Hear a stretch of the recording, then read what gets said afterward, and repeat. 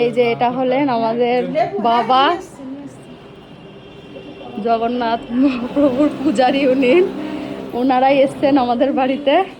তো জগন্নাথের যে পরনের কাপড় আছে সেটাই উনি আমাদের দিচ্ছেন। এটা হলো আমাদের চরম পাওয়া, চরম পাওয়া।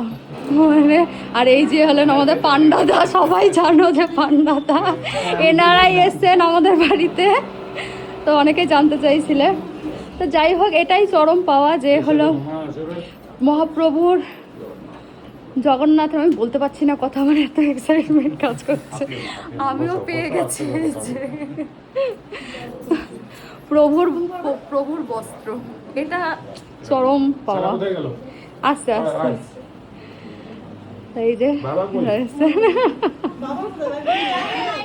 তোমরা জানতে চাইছিলে যে কারা এসছে, তোমরাও একটু দর্শন করে নাও। দেখো